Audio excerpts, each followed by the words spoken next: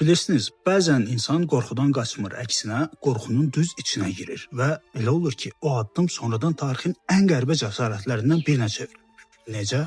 Gəl danışım. Biz Stalinin Sovetini eyni cür xatırlayırıq. Divarların qulağı var idi, səhv bir söz adamı Sibirin buzuna göndərə bilərdi. Elə o qorxunun mərkəzində isə bir adam vardı, Nikolay Palinka.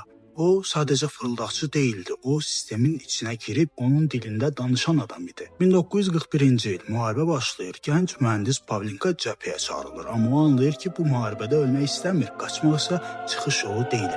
Fərarilik ölüm demək idi. Onda ağla sığmaz bir qərar verir. Sistemdən gizlənmək yox, sistemin özü olmaq. 1942-ci ildə adi reysin dabanına Sovet mühürü düzəldir. Sonra kağız üzərində mövcud olmayan bir hərbi hissə yaradı.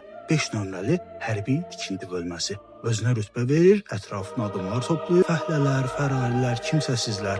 Onlar döyüşmürdü. Dağılmış yolları, aerodromları bərpa edirdilər. Müharibənin xaosunda heç kim bu hissənin həqiqətən mövcud olub olmadığını yoxlamırdı. Dövlətə iş lazım idi. Pavlinkaya isə forma. Müharibə böyüdükcə onun imperiyası da böyüdü. Qırmızı ordu ilə Berlinə qədər getdi.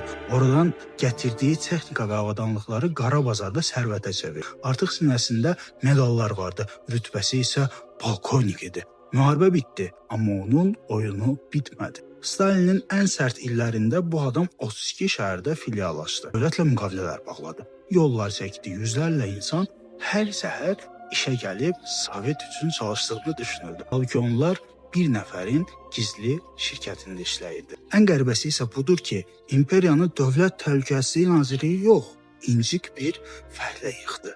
1952-ci ildə bir işçi Moskvaya şikayət məktubu yazır. Arxivlər açılır və məlum olur ki, nə belə polkovnik var, nə də belə hərbi hissə. Düz 10 il Stalinin burnunun ucunda paralel bir dövlət yaşamışdı. Məhkəmə gizli keçirildi, çünki dövlət etiraf edə bilməzdi ki, bir adam bütöv bir sistemi aldadıb. 1955-ci ildə Nikolay Palinka güllələndi.